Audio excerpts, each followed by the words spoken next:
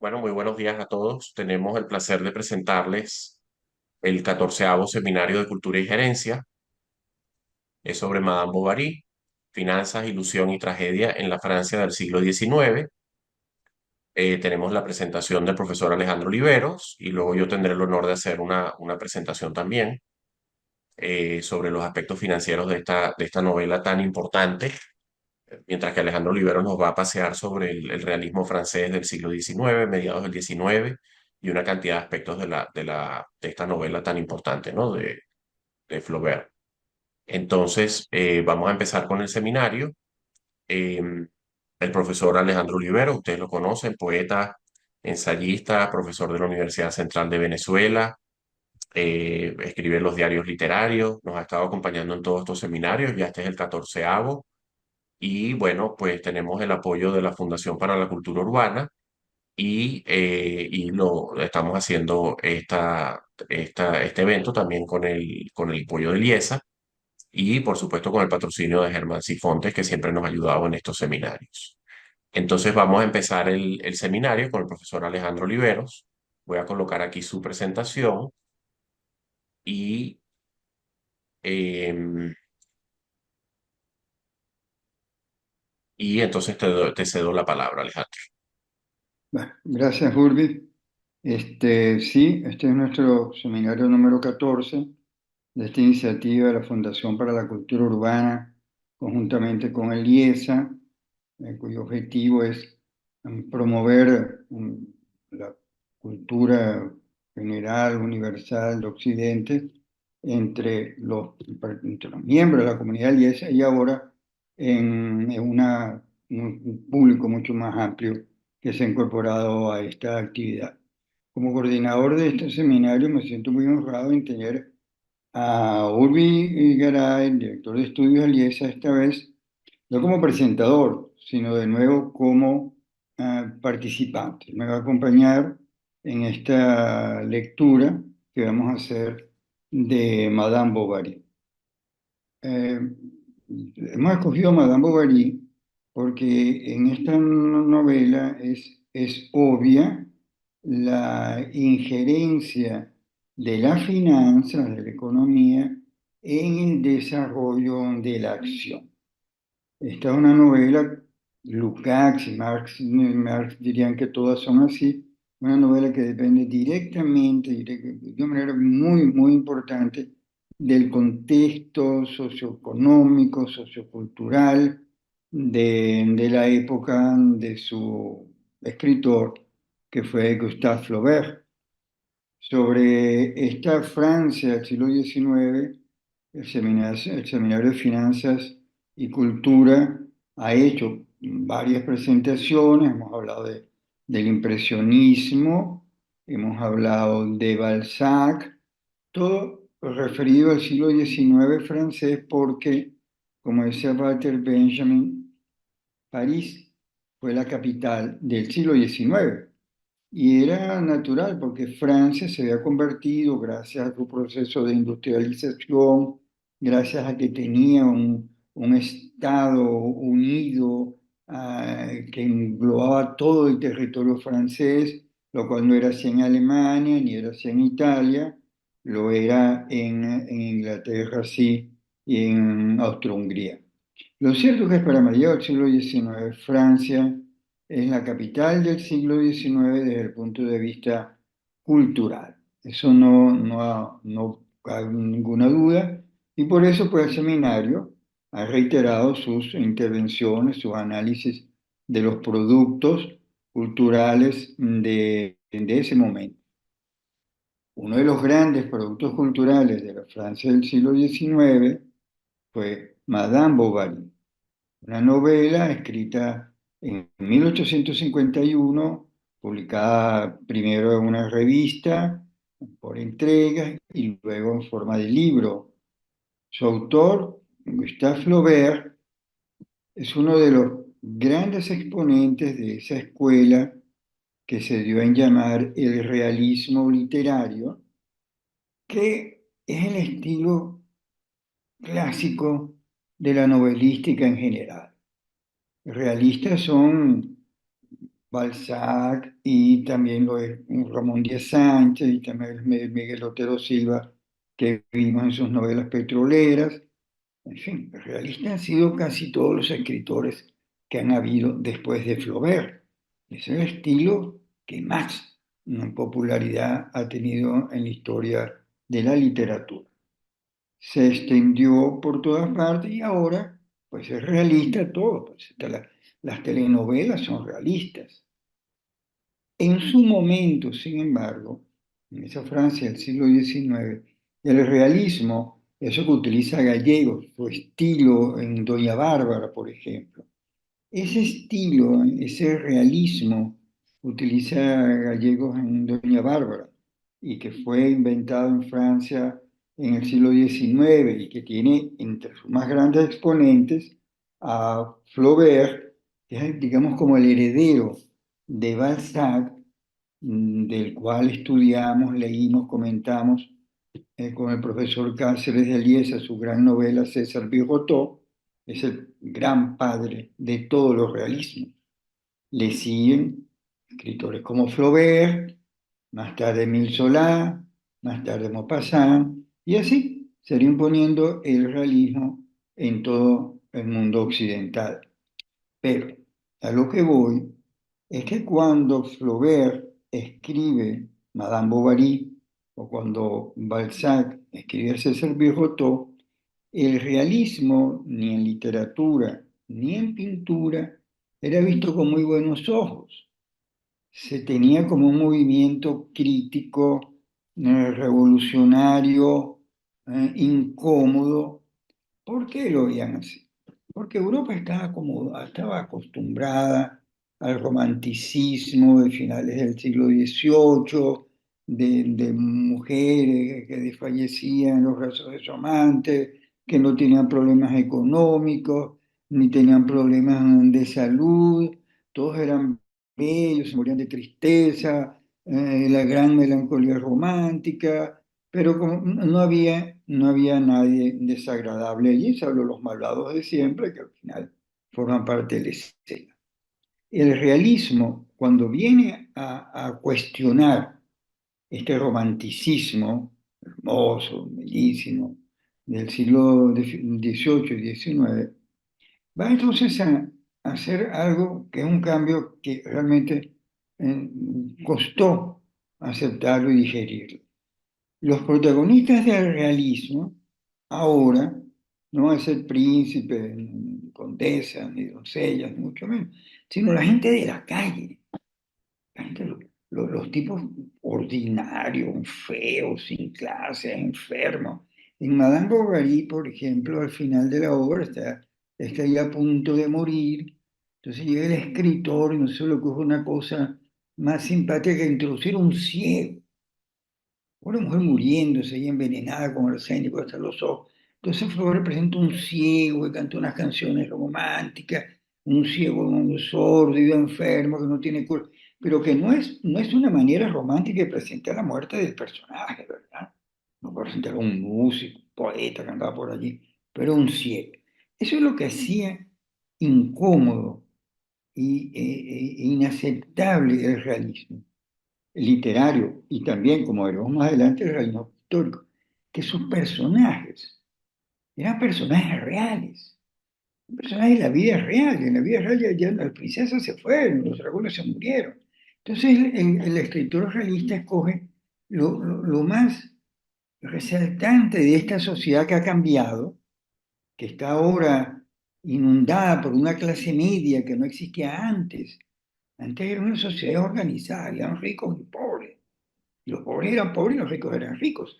Pero con el desarrollo de la sociedad industrial surge una nueva fauna, eso hemos hablado cuando hablábamos de Balzac, que es lo que se llama la burguesía, termo sociológico, y que uno conoce como clase media. Es una clase media que producto de grandes desplazamientos de la gente del campo hacia estas ciudades que están creciendo, como pasó en Venezuela con Caracas.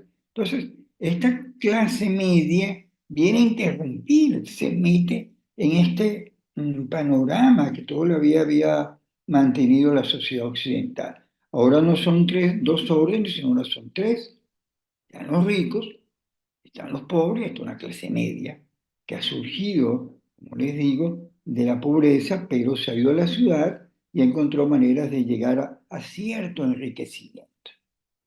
Estos son asalariados, son comerciantes, después van a ser profesionales. Esta clase, la clase media, que está entre los ricos y los pobres, es una clase, por definición, inestable. Lenin decía que era histérica, porque la esencia de la clase media es su movilidad. Cuando los pobres eran pobres en aquella época, eran pobres, y los ricos eran ricos. Los conmovían y los conmueven grandes crisis, 1929, 2008. Pero están ahí, seguirán siendo ricos, y el proletariado, por desgracia, está condenado a ser proletariado, incluso en sociedades revolucionarias. Queda un espacio que ocupa entre una y otra clase la burguesía, la llamada clase media. Esta clase media se caracteriza, entre otras cosas, como les digo, por su movilidad. Pero ellos vienen de abajo y han llegado a este estatuto de la clase media. Pero esta clase media es muy inestable y eso provoca que los integrantes de esta clase media sufran neurosis que los pobres no conocieron y que los ricos pues probablemente tampoco. ¿Por qué? Porque el peligro que tiene la clase media es descender de nuevo hacia la pobreza de donde vino. Porque los ricos, los grandes ricos, siempre han estado ahí y no tienen ningún miedo de bajar porque nunca lo harán. Y los pobres les dificulta mucho salir de su pobreza en estas sociedades del capital.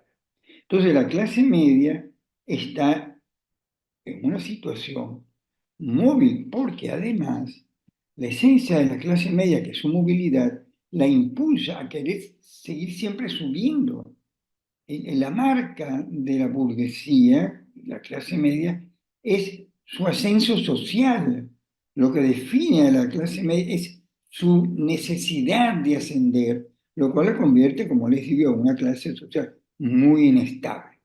El ascenso social determina el espíritu de la clase media. Siempre quiere estar un poco más allá. Los pobres no pueden estar más allá en este esquema porque están condenados a eso. Lo que puedan es mejorar el tamaño de su televisor, pero no van a llegar a la clase media en sociedades que no le van a permitir salir de allí.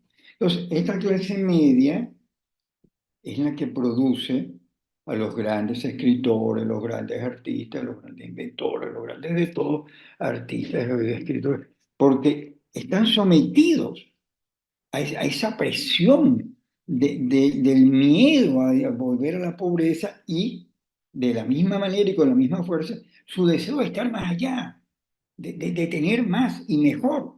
Eso hace que los grandes clientes de los psicoterapeutas junguianos, freudianos, como ustedes los llaman, son integrantes de la clase media. Todos los, raras excepción, todos los pacientes que comenta Freud en sus historias clínicas eran clase media. Y de allí, de esa clase media vienesa, europea, surge esa histeria que él comienza a definir desde 1905. Madame Bovary, Emma Bovary, pertenece a este grupo social de la burguesía o de la clase media, a lo que quiere estar, como les digo, que nunca puede estar en descanso. Madame Bovary es una joven del camp, de una ciudades del norte de Francia, de la Normandía. Su padre, un hombre que trabajó, hizo una pequeña acumulación, procuró que ella fuera una chica educada, él aprendió a leer y a escribir, él le compró libros y Madame Bovary, que era una lectora voraz, se culturiza mucho más allá de lo que hubiesen hecho sus ancestros. Su mamá, por ejemplo, o su abuela, no tienen la cultura que tuvo Madame Bovary. El padre trabajó y la tiene a ella, la llevó a ser una burguesa, la llevó a la clase media. Pero como Madame Bovary es de la clase media, ella no está contenta, porque ningún integrante de la clase media está muy contento jamás, porque siempre quiere otra cosa, porque esa es su esencia, no es otra manera. esa cosa insaciable del ascenso, pues, se encuentra en Madame Bovary. Ella es una lectora de novelas románticas del siglo XVIII en su final, y ella anda buscando lo que busca todo personaje de la burguesía, la felicidad en una condición mejor que la que ella tiene. Madame Bovary se debió conformar con lo que tenía.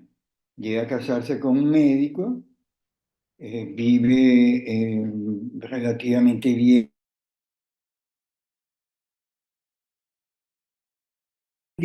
pero Madame Bovary, como los integrantes de la clase media, como César Birotteau y como un personaje de Zola o de Maupassant, no está tranquila, ella quiere más. No solamente quiere más desde el punto de vista material, sino que ella se siente en el derecho a querer más desde el punto de vista espiritual y psicológico. Al mismo tiempo que ella quiere satisfacer sus necesidades materiales, tener mejores vestidos, tener mejores zapatos, tener un mejor mobiliario, también quiere tener una mejor vida desde el punto de vista material, no, pero sí desde un punto de vista lejos de la espiritualidad. Ella quiere ser feliz en términos completos. Quiere ser feliz desde el punto de vista sexual, desde el punto de vista material, desde el punto de vista espiritual. Ella va a enfrentarla a ella con el mundo. El caso de Madame Bovary es de la realidad y el deseo, como diría Luis Cernuda. Ella vive una realidad, pero ella quiere tener otra. La, la grandeza de Madame Bovary es su rebeldía, haberse rebelado contra una situación que se encontraba en toda la Europa de la época, y es la desconsideración que se tiene a la mujer en ese momento. Para la época de Madame Bovary, en Francia, la capital de la cultura occidental y todo lo demás, la mujer estaba limitada a su función reproductora. La mujer nacía para casarse y tener hijos, más nada. Complacer al marido y educar a sus hijos, hacer todo eso. Olvídense de una vida sexual plena, ni mucho menos. En esa clase de la mujer que está en ascenso, el orgasmo, la satisfacción sexual, el placer estaba negado. El hombre la tenía para tener hijos. Para conseguir placer sexual, pues el hombre se procuraba los servicios de una profesional. En esta época en Francia, 1850 en adelante, la prostitución se va a desarrollar de una manera asombrosa, porque como esta clase media comienza a tener unas pequeñas acumulaciones, quiere tener dinero, también como Madame Bovary quiere tener una vida sexual más plena. Y como no la puede conseguir en el matrimonio, porque eso no está planteado ni permitido, la consigue afuera.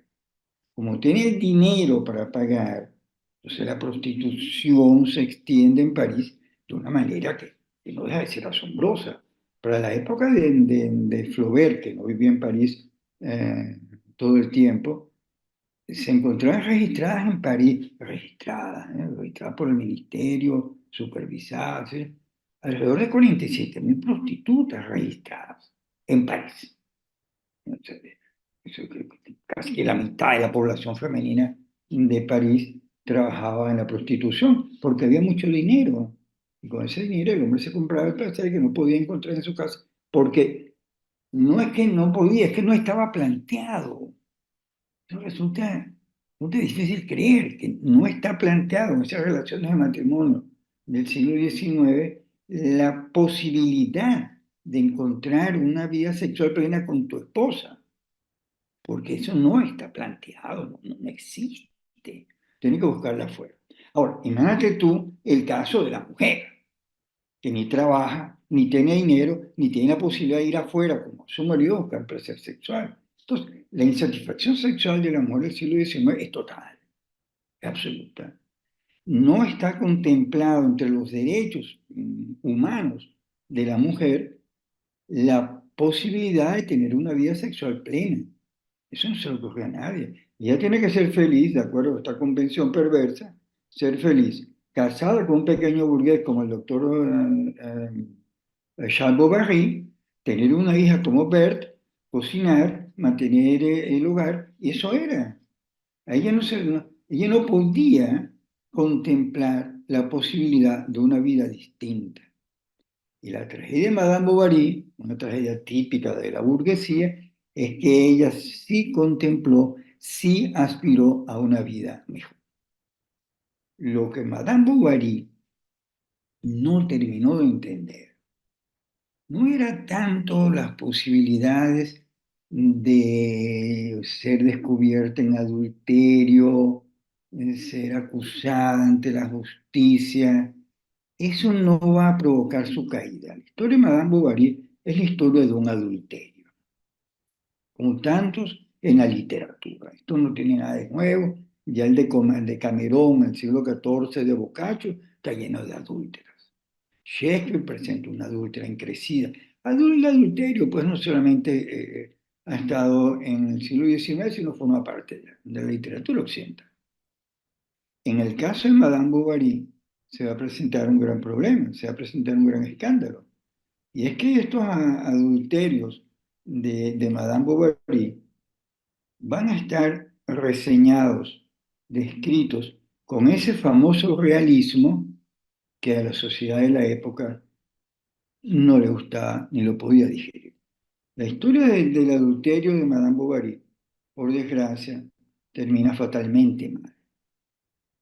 Pero lo que provoca la caída de Madame Bovary no es ni la culpa, ni el arrepentimiento, ni mucho menos. Su problema, y es lo que nos va a comentar de seguida el profesor Garay, su problema fue cuando ella, sin conocer muy bien, comienza a manejar dinero, un dinero que ella va a obtener con préstamos, con engaños del marido. Y el dinero es un arma de doble filo peligrosísima que la pobre Madame Bovary, que nació en una granjita en las afueras de Rouen, no sabe la peligrosidad que implica el dinero. Su caída, su muerte aparatosa, su suicidio horrible, no fue tanto por la culpa de haber engañado al marido dos veces. Su problema, su suicidio, es un problema de tipo financiero.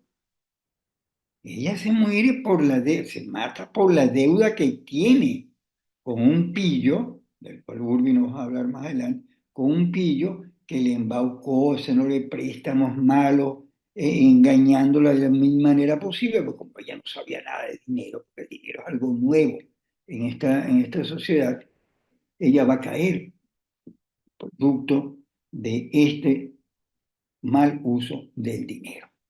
No es otra cosa, ella no es ninguna depresiva, ella no tiene problemas de culpa, ella es sin culpa, ella nació sin culpa y murió sin culpa. Sin embargo, sin culpa desde el punto de vista moral, sus culpas son desde el punto de vista económico, porque ella se endeuda y no tiene con qué pagar. En alemán, esta palabra, culpa, tiene la misma raíz que deuda, schuldig, en alemán, es culpa y deuda, porque la deuda hace al deudor que se sienta culpable. Por eso son tan frecuentes los suicidios como el de Madame Bovary, banqueros que quiebran, inversores que quiebran y se suicidan, en aquellas comiquitas de 1929, porque la culpa que crea el no poder cumplir con el compromiso económico es enorme. Para Madame Bovary mucho más grande que haber engañado dos veces al marido, porque en la sociedad del dinero, donde el dinero es el nuevo Dios, porque lo compra todo, casi todo, no pagar es como ofender a Dios, a nuestro Señor Jesucristo, al Padre Dios o a quien sea, lo cual puede producir una culpa. Y ofender al dinero, ofender al sistema del dinero, endeudándose y no poder salir de la deuda, convierte al individuo en un culpable. Por eso es schuldig, que es deuda y es culpa. La única culpa que tiene Madame Bovary es una culpa provocada por el nuevo sistema de dinero que impera en las sociedades occidentales. Por eso se suicida, por más nada. Ella nunca tuvo ideas de suicidio, se deprimió, la dejó el primer amante, dejó de comer, dejó de beber, se tiró en la cama durante 2 meses, pero igual lo superó. Y en ningún momento pensó que se iba a matar por su... Ella se echó ahí y se recuperó, entró en una crisis mística, ¿sabes? Para superar aquel desencanto y bueno, volverá a caer en un próximo adulterio. La, la novela, publicada por partes, luego en forma de libro, es pues un gran triunfo del realismo literario. Las descripciones de Flaubert son impecables.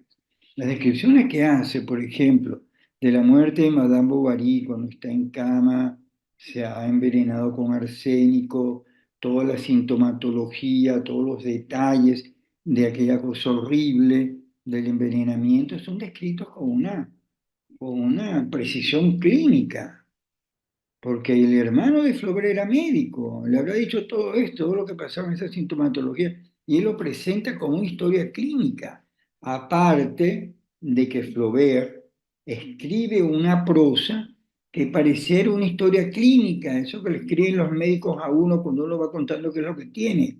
Escribir esas historias es todo un arte. Cuando yo estudiaba medicina, los profesores exaltaban a algunos alumnos que tenían la capacidad de escribir con una precisión científica el estado de algún paciente. El- la, la prosa de Flaubert, si alguna influencia tiene, era de las grandes historias clínicas escritas por los grandes maestros clínicos de finales del 19 y el 20. Reseñar todo lo que tienes que reseñar con un mínimo de detalles. La prosa de Flaubert es así. Flaubert cuenta en sus cartas que pasaba 5 horas para escribir la mitad de una página. La pasaba corrigiendo y corrigiendo, buscando 5 años para escribir esta novela, pero no es que la escribió un día sí, un día no, sino que todos los días. El símbolo de Flaubert no es un hombre sentado escribiendo con su pluma, es la butaca donde el pobre se sentaba a descansar después de pasar horas y horas sentado buscando lo que él llamaba la palabra justa, le mot juste, que calzara en esa oración. Flaubert tiene un propósito con su literatura, y es que él estaba cansado de esa literatura romántica de la cual hablamos al principio. Su propósito fundamental es criticar ese romanticismo edulcorado, necrófilo, que había invadido la literatura europea. Él se convierte en el primer escritor moderno como novelista, precisamente por esa prosa, que es como la poesía. La palabra justa es la única palabra que cabe en oración a este y no las demás. Y así se escribe la poesía moderna, como lo propuso Ezra. Ese es el punto de vista del estilo, que por eso tiene tanta influencia y por eso uno comenta y lee tanto Madame Bovary. Es una novela ineludible, una novela que no se puede dejar de leer. Yo les recomiendo buscar en Google una traducción que existe al castellano, ponen Madame Bovary PDF y van a encontrar un link allí a una traducción patrocinada por el gobierno de Argentina que está bastante bien. Y leerla es una novela sin complicaciones de lectura, no es que uno no entiende nada. Pero lo único que tiene es la paciencia para enfrentar a esta escritura hermosa, extraordinaria, de una precisión. Leyendo a Flaubert, se aprende a escribir. Leyendo a Cortázar o a Vargas Llosa, no. A Vargas Llosa no. Leyendo a Cortázar o a García Márquez es más difícil, porque no son maestros de la prosa como lo fue Borges, por ejemplo, o como lo es Flaubert. Es la mejor lección que puede tener un joven escritor.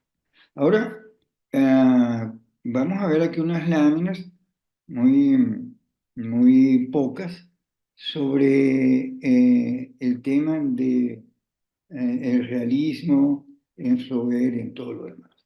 Porque, ajá, vamos a ver la primera. Estos son, ya los comentamos, los realistas franceses, todos ellos se han opuesto al romanticismo, aquellos poetas, aquella gente en las montañas, perdidos, tipo Simón Bolívar, en el Chimborazo, delirantes, y qué sé yo. En las novelas de estos escritores, la gente es de carne y hueso, la gente se comporta tal como es, como está en la calle. Estos son tres, falta Flaubert, de los cuatro grandes escritores realistas, fundadores del realismo, todas partes, son mucho más, por supuesto. Vamos a la próxima. Este realismo de Flaubert coincide con el realismo en pintura. Llega este pintor joven llamado Gustavo Courbet y deja de pintar jardines rococó, damas en un columpio, mujeres todas rosaditas, bellamente vestidas, no. Courbet se pone entonces a pintar a la gente tal como es, como va a ser Flaubert con sus personajes. Son así y yo los presento así. En este cuadro que tiene 6 metros de largo, se ven a los personajes de Courbet en este entierro en el pueblo donde él vivía. Como ustedes ven allí, ahí no hay nadie romántico, no hay nadie edulcorado, ahí no hay ningún héroe. Un personaje de una crónica, de un movimiento, de un momento de la historia de ese país, que es un entierro. Todos los personajes están modelados en habitantes de esta zona que posaron para Courbet para hacer un boceto y los metió allí. Esto es realismo total.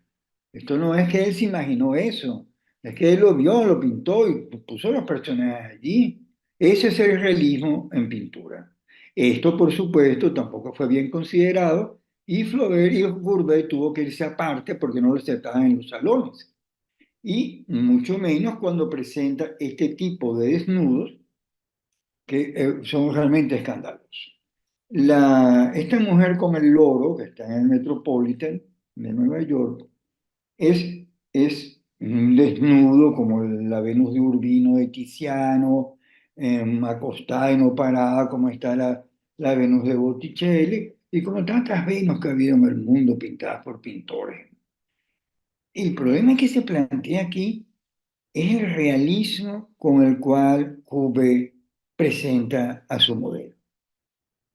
No es que sea igualita a una mujer ideal o a una modelo, es que esta chica hermosa que está aquí era ampliamente conocida entre los caballeros de París, porque ella trabajaba en una casa de tolerancia y cuando se puso la obra, el público tuvo que hacer colas para ver a la chica, porque la mayoría de los caballeros que hicieron colas, que nunca en su vida habían estado en un museo ni se interesaban para nada en el arte, estaban allí porque todos ellos la habían conocido, todos habían sido clientes de ella y la reconocían. Ese fue el gran escándalo que se presentó allí. Eso es lo que provoca el realismo, este tipo de situaciones escandalosas que no es que es una modelo más o menos abstracta, es que es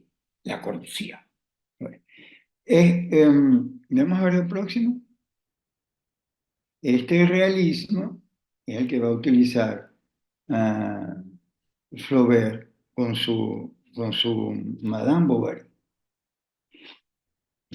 Aquí hay varias láminas porque se señalan un poco, que se llama Madame Bovary, las costumbres de provincia. Ellos están en un pueblito que vamos a ver ahora. Aquí está Madame Bovary en un episodio, probablemente mudándose, bajando aquí, y aquí está otra vez más. Ellos vienen del norte de Francia, de la Normandía. Esta es la capital de la ciudad, Rouen, y este pueblito es Joinville. Él lo llama Joinville en su novela, pero este pueblito de Ri en las afueras de Rouen. Esto Pero Rouen actualmente no es que sea una ciudad como París, es una ciudad muy hermosa, famosa porque pasando ese puente, ese reloj del otro lado, está la famosa Catedral de Rouen que Monet inmortalizó pintando la fachada en diversos momentos del tiempo. Y estas son las callejuelas por donde pasaba Madame Bovary. Imagínense ese pueblito y esta pobre mujer con ansias de amores inflamadas, pensando en un amor ideal, en un amor heroico, en un amor romántico, en un pecho desgarrado. Una porque nadie quería agarrarse el pecho por nada, una que quería era acumular y acumular y tratar de superar la situación en la que estaba. Ese es el oficio de todos los que están viviendo con Madame Bovary y en medio de eso, ella soñando con un amor ideal, un amor de los amores, etc. Lo que va a encontrar es alguna satisfacción sexual y va a conocer dos cosas. Primero, la ingratitud del amante, porque ella cree que estos amores son eternos, y este es un amante que solamente la tiene ahí para gozarla, y cuando termina el goce se va. Y otra cosa que va a conseguir más adelante, mucho peor, es que conoce que la carne es triste, que incluso el sexo más apasionado puede terminar de esa manera. El sexo es triste, la carne es triste de Samal Hermé. Y él conoce esta expresión, conoce esta experiencia lamentable con su segundo ah, amante, León, y hay un momento en que empieza a verle los defectos al amante. Cuando alguien comienza a pensar que la novio o el novio vive demasiado lejos, es que eso se acabó. Porque la distancia que era tan corta se comienza a ver, esto se queda lejos y ahora está haciendo calor y hace mucho. Ya eso se acabó. Y Bovary, Madame Bovary lo hace, va a conocer la experiencia de que la carne puede ser triste. Como esto puede ser el drama de una telenovela, una mujer casada con un médico de provincia que tiene un par de amantes, que al final los amantes la dejan, ella deja el otro, se endeuda, muere por deuda. El cuento es una maravilla para ser llevado al cine y ha sido llevado al cine muchas veces. Ha sido, incluso ha habido películas en Argentina, lo han llevado en otras situaciones, en series de televisión para la RAI, la televisión francesa. Aquí algunas de las clásicas, la última, esta del 14, la del 91 de Claude Chabrol con Isabelle Huppert, esta preciosa del 49 con Jennifer Jones, y la mejor de todas, según lo que la han visto, que él es el 34 en blanco y negro dirigida por Jean Renoir y donde trabaja también su hermano Pierre, ambos hijos del pintor, por supuesto. Esta de Madame Bovary tiene muchas cosas bellas, entre ellas, hecha por Julien Duvivier, y tampoco sé, ¿podríamos ver la última? ¿O esta es la hasta aquí llega? Esta es la Sí. última, sí. Sí, bueno, yo hasta aquí pues le repito encarecidamente que se busquen en Google Madame Bovary, PDF, y comiencen a leerla, porque es una de las pocas novelas que hay que leer, de las contadas novelas que uno no puede dejar de leer, con el Quijote y alguno. Bueno, muchas gracias. Ahora los dejo con el profesor Garay que nos va a iluminar sobre el papel de la finanza en esta tragedia burguesa. Adelante. Bueno, muchísimas gracias Alejandro Oliveros por su excelente presentación, por sentar todas las bases y bueno, por hacer esos comentarios tan interesantes sobre esta novela importantísima. Como bien dice Alejandro, yo me voy a centrar en los aspectos financieros porque esta novela tiene una cantidad de aspectos financieros muy importantes que si bien se refieren a unos hechos ambientados pues hace casi 200 años, en la Francia de primera mitad, pues, de mediados del siglo XIX. eh, Muchos de ellos aplican hoy en día. Entonces vamos a tratar de comentar algunos de esos aspectos y lecciones que nos dejan, ¿no? Porque hoy en día, pues también las personas pueden caer víctimas de varias de los temas de las estafas y tal en las que cayó Madame Bovary. De eso vamos a estar hablando, ¿no? Eh, Esta Madame, el micrófono, Alejandro, por favor, el micrófono. Eh, Uno de los aspectos de Bovary, esta Emma Bovary, que es una persona que está muy insatisfecha con su vida. Ella había leído cuando era muy niña pues una cantidad de novelas, de románticas y bueno, tenía una idea del mundo con la cual va a chocar constantemente.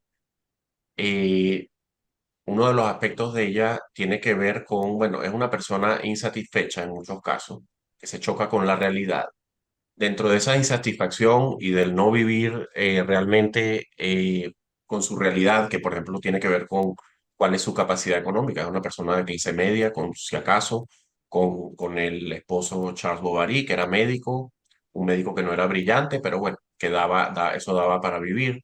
Ahora ella va a ir realizando una cantidad de gastos que van a estar muy por encima de su capacidad de compra, ¿no?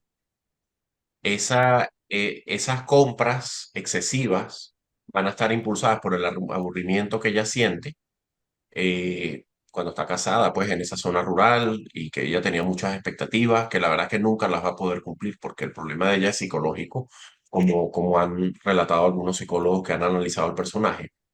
Ese aburrimiento y también hay un deseo de mejorar su estatus social en esa Francia en la que surge la burguesía, de la que nos comentó Alejandro Olivero, que es una especie de clase media emergente, en la cual las personas quieren mejorar su estatus social. Todo eso lo lleva a realizar una gran cantidad de compras que realmente ya no tenía los recursos para hacer eso, pero aparece por ahí un usurero que es Logo, que es un comerciante y prestamista, que es un personaje central aquí en la novela y en lo que yo voy a comentar en la parte financiera. Este sujeto la va a animar hábilmente para que realice una serie de compras innecesarias. Y para eso le va a ofrecer préstamos que se conocen como préstamos depredadores, porque tienen unas condiciones muy difíciles de cumplir. Y eso va a ser al final lo que va a llevar va a ser parte de lo que va a llevar al desastre y al desenlace fatal que tenemos al final de la novela, ¿no? Pero parte de eso, una parte muy importante es la parte financiera, todo este culto al dinero que comentaba Alejandro Olivero, que había en la Francia de esa época, que empieza a ver por primera vez en el materialismo. Y, y bueno, entonces realiza compras. Si no hubiese tenido financiamiento, no las hubiera sido realizado, pero este Lobo, que es un comerciante y prestamista inescrupuloso, él la va a animar, como vamos a ver, a realizar muchas de esas compras y además, como no hay el dinero, le va a ofrecer unos préstamos en unas condiciones muy difíciles. Y Emma además nunca se sacia, entonces siempre va a querer más, va a querer comprar más. Ella no llegó a comprar, ella no preguntaba por los precios mayormente, si le ofrecían el préstamo los tomaba, llegó a hacer unos gastos enormes, ¿no? Entonces, parte de este gasto excesivo, derroche, también lo hallamos hacia el principio de la novela, en la que la suegra de Emma Bovary, Madame Bovary madre, esto es una cita tomada del libro, decía, bueno, ella la encontraba de un tono perdón, aquí, subido para su posición económica. Por ejemplo, la leña, el azúcar y las velas necesarios para la vivienda se gastaban como si se tratase de una casa grande, o sea, se derrochaba dinero. La cantidad de carbón que se quemaba en la cocina habría bastado para 25 platos. O sea, había un gran derroche de parte de ella. Eso ya al comienzo, cuando se ha casado con Charles Bovary, y están viviendo, bueno, ya hacia el comienzo del libro nos hablan de ese derroche que tenía ella, ¿no? Su vez, ella asiste cuando está en los primeros tiempos de estar casada pues con Charles, asiste en esa vida aburrida que ella dice que tenía o que siente. Ellos son invitados a un baile en la casa del marqués de la zona y ahí, bueno, ella se da cuenta del lujo en el que vivían pues las clases altas, las vajillas, los vestidos, la comida, las bebidas, todo eso en este baile, en este vals al cual es invitada. Aquí tenemos una escena de Madame Bovary, de la película del año 49 de la que nos habló Alejandro Olivero, que nos mostró antes, una escena muy famosa. Entonces, ella ahí, la verdad es que queda prendada, conoce un estilo de vida nuevo, aunque lo está de visitante, pues ese no es el estilo de vida de ella.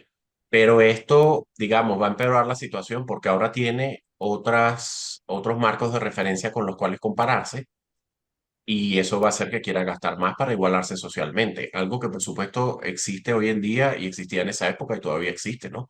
La gente se quiere muchas veces ascender y el peligro de eso es las personas que hacen gastos más allá de lo que pueden hacer, de lo que sus ingresos les permiten, ¿no? Para igualarse a otras personas. Y eso es uno de los ingredientes para llegar a un desastre financiero, como veremos, ¿no? Entonces Emma, bueno, Emma está aburrida, sufre una crisis nerviosa. Charles, pues, eh, una solución que a él se le ocurre, pues, mudarse a Joinville, un pueblo cercano, pueblo que no existe, que inventó Flaubert, pero que era otro pueblo para cambiar los aires y para que ella, a ver si ella mejoraba de esa crisis nerviosa en la que había caído. Además, cuando hacen el viaje, resulta que ella está embarazada. Y bueno, ahí hay unos comienzos, también hay unas dificultades económicas porque se está ubicando en un nuevo pueblo, este Charles, y no hay clientela, y bueno, poco a poco se van ubicando ahí, o se va ubicando Charles con la nueva clientela. Y además ahí aparece en Johnville el personaje de León Dufour, que es el primer amante de Emma Bovary, aunque inicialmente es una relación platónica, más adelante se va a consumar, ¿no? Pero esa es la situación en la que estamos. Aquí hay un mapa de la época que tomé de un profesor que por ahí le crea, de Rouen. Esto es en el norte de Francia, como dijo Alejandro, la Normandía. Ellos estaban inicialmente en este pueblo Tost, luego se van a Joinville, que Joinville en realidad no existe, pero estaba por ahí. Rouen sí es una ciudad que existe, es la ciudad más grande de la zona, a la cual van a ir varias veces. Y bueno, esto estaba en la Normandía, en Francia, ¿no? Entonces, como les comenté, una parte de un personaje esencial aquí, es Logo, que es un comerciante y prestamista astuto, que era conocido, bueno, algunos lo conocían por haber llevado a la ruina financiera a algunas personas. Sin Logo no hubiese ocurrido el derroche porque no hubiese habido el dinero. Sí hubiese habido un derroche del poco dinero que había, pero no hubiese llegado a los niveles a los que llegó porque precisamente le ofreció los préstamos necesarios para hacer todas las compras que va a hacer Bovary, algunas de las cuales vamos a comentar ahora, Madame Bovary. Este señor era un estafador muy persuasivo, se aprovechaba de los deseos materiales de las personas. Aquí tengo algunas citas tomadas del libro. Ahí dice, bueno, sobre Logo, nadie sabía lo que había sido antes este señor.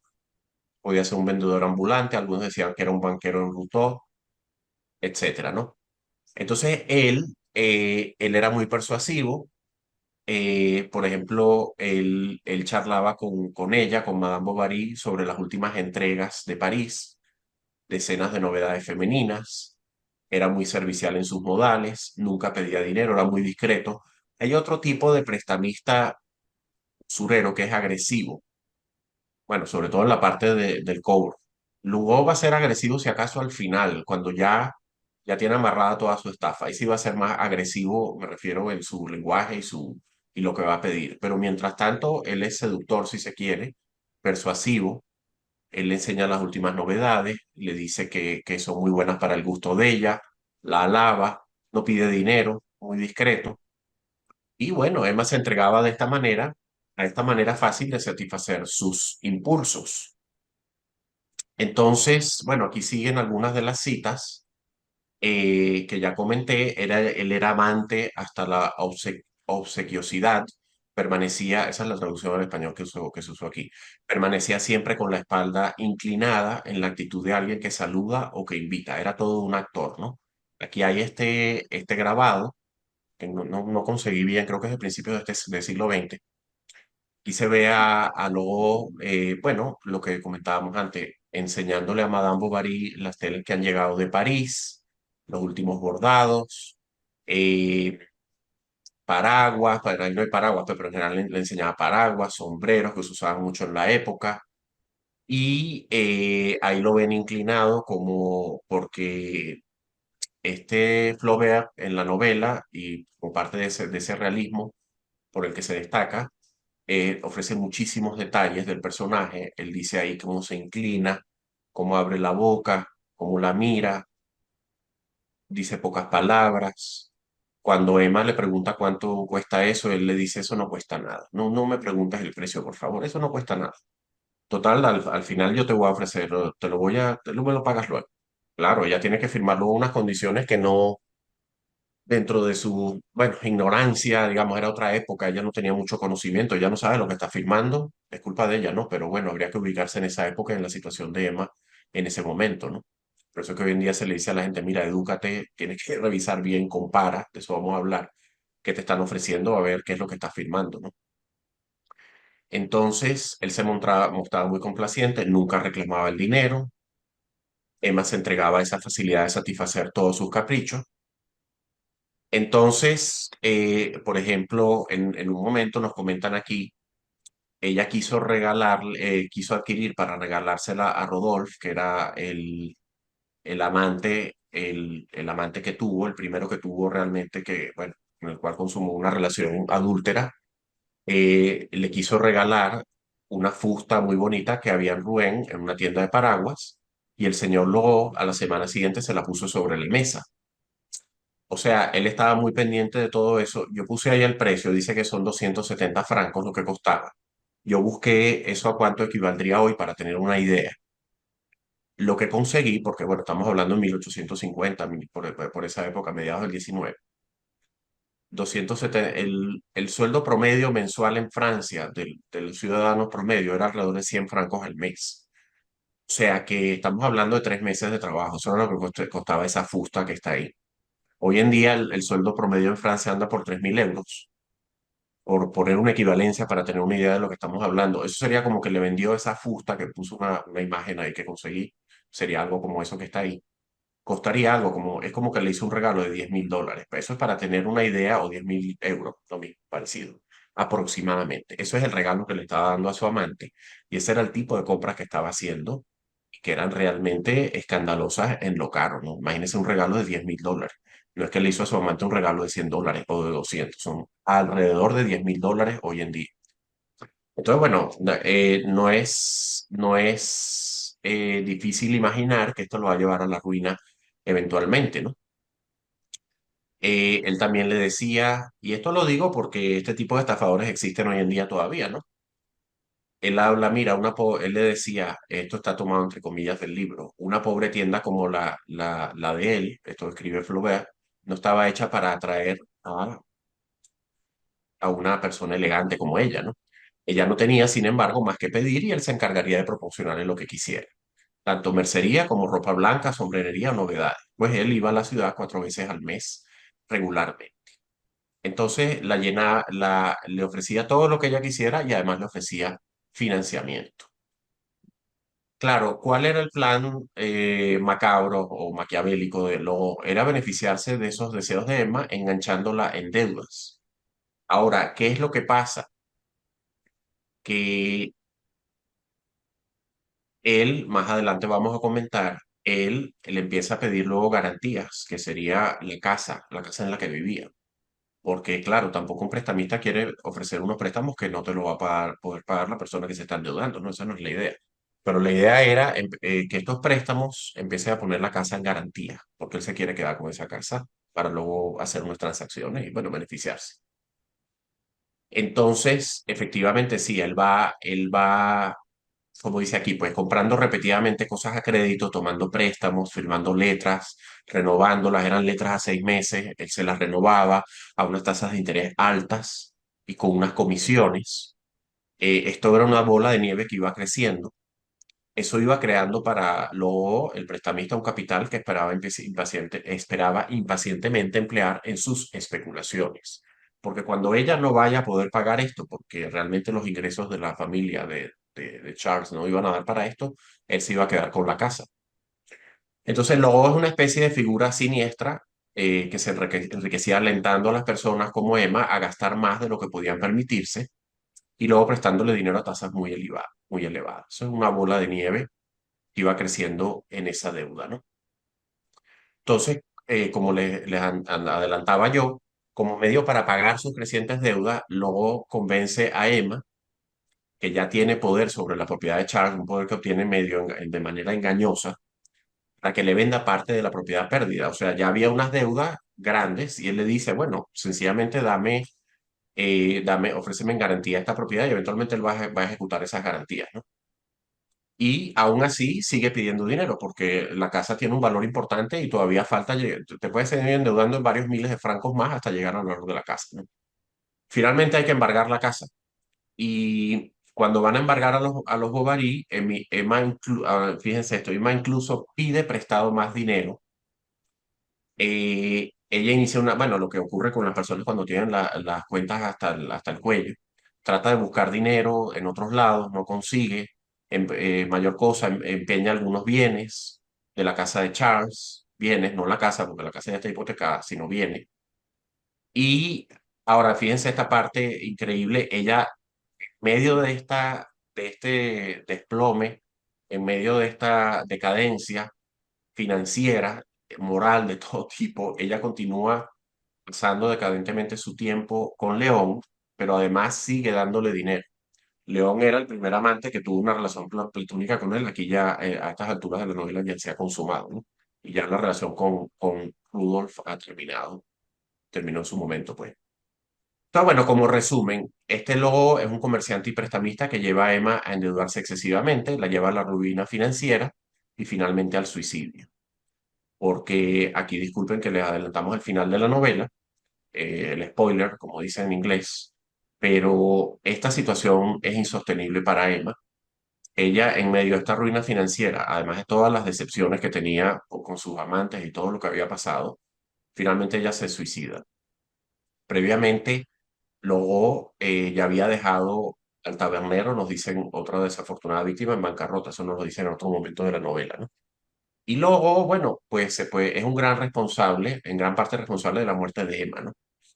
Él asiste a su funeral, porque además es un descarado, él asiste al funeral, él actúa como si estuviera triste y pues le da las condolencias a Charles Bovary y ahí de alguna manera obtiene más préstamos, ofrece más préstamos, obtiene más efectivo. Eh, entonces, como les digo, bueno, Emma se vio en una situación en la cual ya no iba a poder pagar la deuda, se suicida tomando arsénico. Además ya pues tenía la hija que comentamos antes, había estado embarazada, ya tenía su hija Berthe. La casa se pierde. Charles Bovary además, en medio de esta situación financiera desastrosa, muere su esposa. Además él descubre, después de que muere, revisando un mueble que tenía en una gaveta secreta y tal, descubre las cartas que Emma se había escrito con Rudolf o Rodolphe, con el segundo amante. Descubre que había habido toda esa traición, esa infidelidad. Él termina muriendo también, o sea que la hija va a quedar huérfana y bueno, va a tener que sufrir su vida en extrema pobreza debido a la catastrófica situación de su madre y la muerte de sus padres. Entonces, bueno, esto, como les digo, hay varias lecciones que yo he comentado algunas. Y el tema es que estos prestamistas depredadores, predatory lending le llaman en inglés, esto existe hoy en día, está penado en algunos países, en algunos estados en Estados Unidos. En Estados Unidos depende, eso es legislación estatal. En Estados Unidos, por ejemplo, ya desde el siglo XVIII, o sea, antes de que se escribiera Bovary y en medio de esa situación que se describe en la novela, ya existían penalidades por cobrar préstamos por de usura, o sea, más allá de tal porcentaje, 8% anual, creo que era, o sea, no se podía cobrar más de esa tasa, se consideraba usura.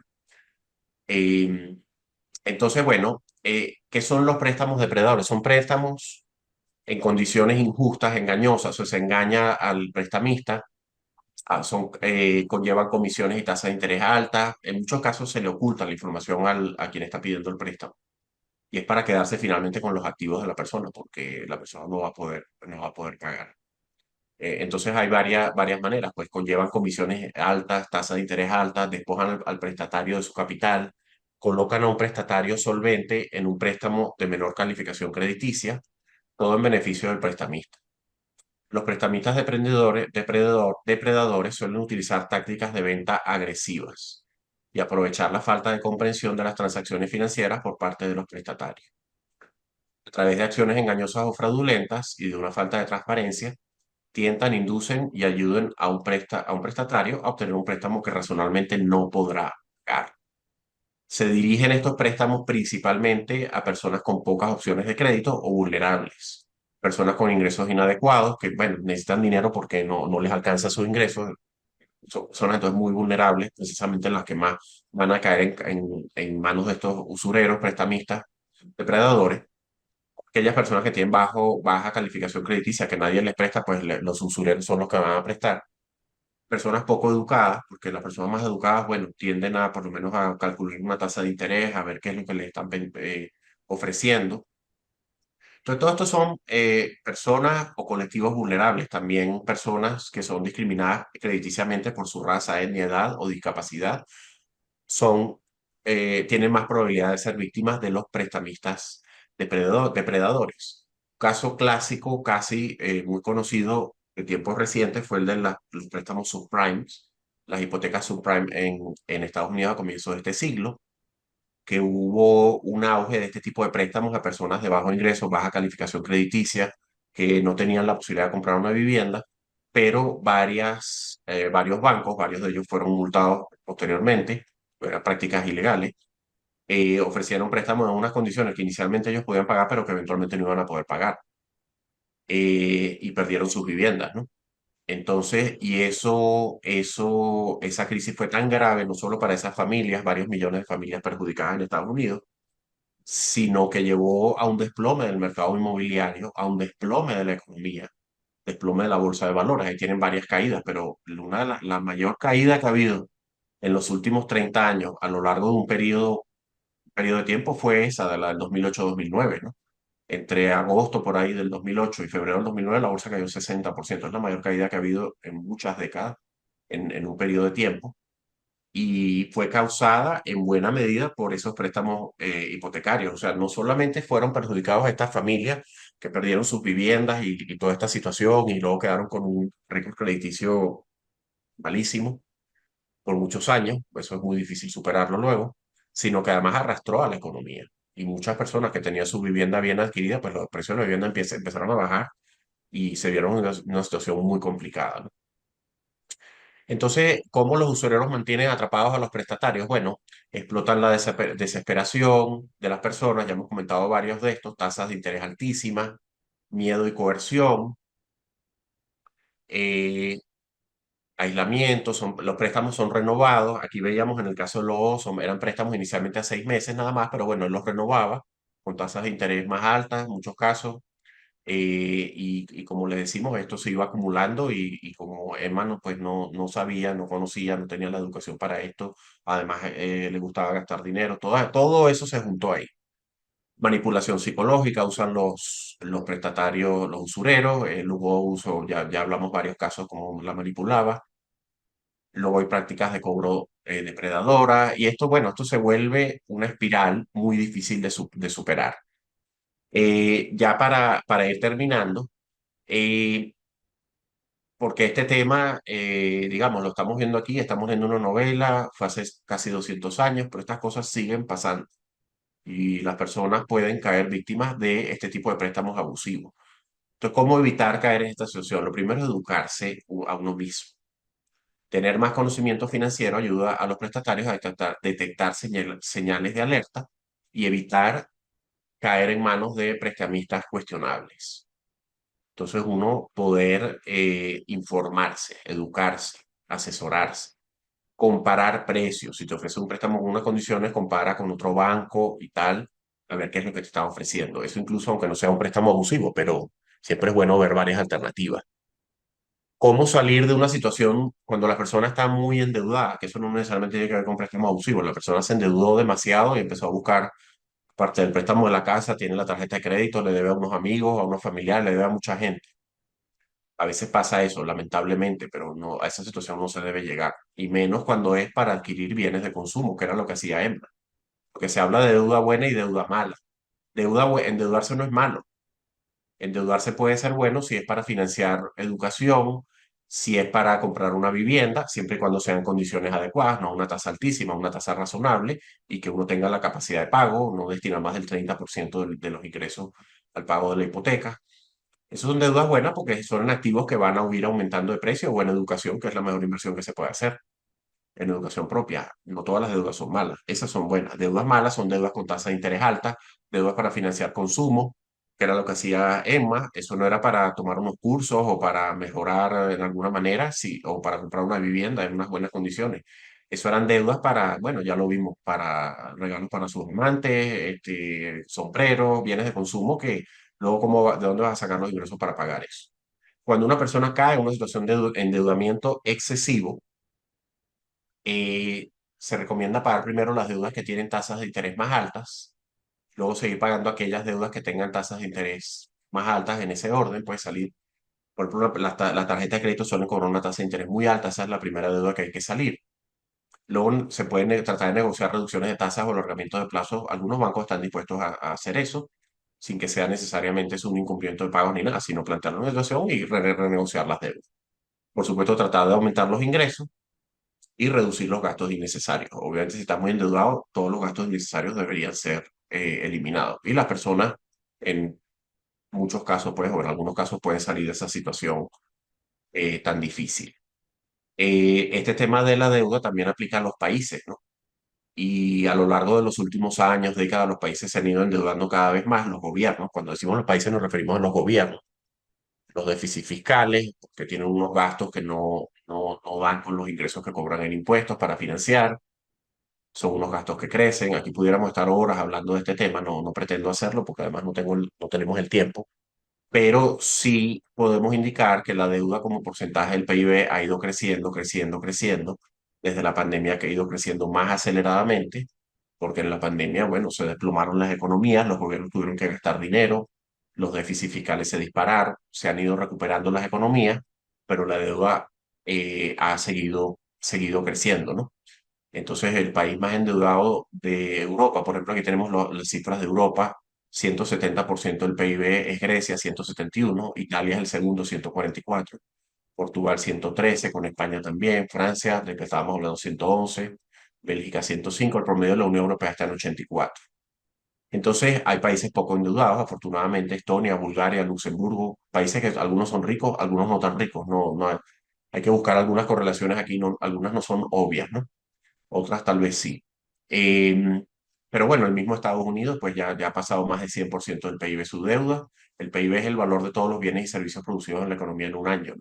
Entonces, todo lo que se produce en un año, Grecia, es como que Grecia tuviera que destinar casi que lo que produzca Grecia durante toda la economía durante casi 2 años para pagar su deuda. Y deuda, bueno, Grecia sabemos todos los problemas de deuda que tuvo hace 10 años y que trató de refinanciar, hubo unos default, bueno, una situación muy delicada. Lo que quiero decir es que además los gobiernos, pues también, y los países se pueden endeudar excesivamente. Y ha habido casos de préstamos casi predatorios a países, ¿no? También hubo eso en otras épocas sobre todo. Y bueno, los gobiernos cayeron en eso, a veces inocentemente, a veces, otras veces no inocentemente, sabiendo lo que estaban haciendo, pero iba a ser otro gobierno el que lo iba a pagar probablemente esas deudas. Es una situación muy lamentable, vamos a decir. Entonces, bueno, eso es lo que tenía con respecto a la presentación de esta novela, que nuevamente los invitamos a leerla. Una novela muy interesante, importantísima, todo el legado que ha dejado. Una de las primeras novelas realistas, un estilo pues que se mantiene hoy en día y que, por ejemplo, para escritores como Vargas Llosa, él dice que esta es la novela que más lo influenció prácticamente. Él tiene un ensayo muy famoso que se llama La orgía perpetua sobre esta novela. Y bueno, los invitamos entonces a leerla. No sé, Alejandro, si quieres decir unas palabras. Micrófono, por favor. Micrófono, micrófono. No, el micrófono, no se oye. ¿No? Ahora sí. Ajá. Decía que en nombre de muchos, quisiera reconocerte tu intervención porque yo como Vargas Llosa soy un viejo lector de la novela y quiero decir que la manera como tú planteaste el caso del personaje Lheureux, que es el prestamista, uno se da cuenta de la verdadera dimensión de la tragedia y que está en ese contexto de una economía del dinero capitalista que se está imponiendo. El perfil que tú haces de esto hace que uno relea la novela con una nueva luz. Eso creo que tenemos que agradecértelo todos. No, bueno, muchas gracias y muchas gracias, como siempre, por tu presentación que nos puso exactamente en el lugar en el que estábamos ubicados o en la novela en ese momento. Es una novela muy interesante y además, Flaubert, bueno, tú hiciste varios comentarios de él, de lo acucioso que él era. Sabemos que él dedicó casi 5 años, se encerró para escribir esta novela. Él era detallista al extremo, podía pasar una semana hasta conseguir la palabra exacta que él estaba buscando para determinado párrafo o determinada página. Por ahí hay imágenes de textos de él rayados por todos lados. Una vez que lo escribía, como los rayaba una y otra vez, porque era muy perfeccionista. Y en ese perfeccionismo, aparte de lo que comentaste, de los conocimientos que él tenía del mundo médico, que le permitieron conocer muchas de las tramas que aparecen aquí, él también se tiene que haber asesorado con abogados y con Sin financistas duda, para claro. poder escribir esto con el detalle que lo escribe, porque no cualquiera puede escribir eso así. No, claro. Sí, Entonces, sí, sí, es sí. la es la historia de un hombre entregado hasta a su literatura. George Sand, la gran George Sand, que llegó a ser muy amiga de Flaubert, se lo decía en una carta famosa, le dice, eh, Gustave, tú amas demasiado la literatura y terminará matándote. Y la vida de Flaubert es realmente la vida de un escritor. O sea, sus romances con... ¿va? Pero es que dedicaba toda la vida a eso, era un obsesivo de la escritura, por eso llega a ser una novela inmortal como es Madame Bovary. Es un Y clásico. bueno, bueno, dedicada todo ese tiempo dentro de lo que le permitía su salud, además, porque él tenía problemas de salud, como bien Claro, sabes. no era un hombre muy, muy sedentario, un hombre que Y muere recluido. joven, bueno, 59, para la época la gente no vivía tanto, obviamente, pero 59 creo que Sí, estaba sí, por debajo sí, del... sí. Pero Sí, sí, claro, se entregó su vida a este sí, tipo de sí, cosas. así es.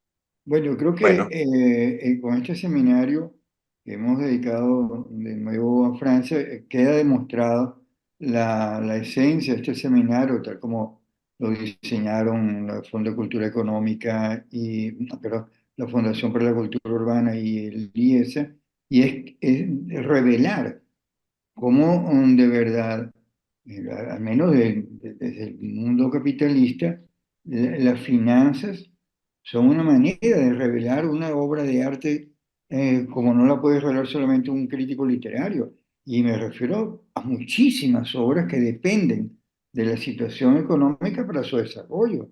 Eh, Cualquiera, todas, de las Taikun, Galbraith, gallegos, todo eso. No es un despropósito el sentido de estos seminarios con el cual hemos llegado hoy a su número 14. Y los invitamos para los próximos porque nosotros no pensamos parar. bueno, muchísimas gracias, Alejandro, y muchísimas gracias a todos por acompañarnos en este seminario. Luego. Bueno, muchas gracias. Hasta la próxima.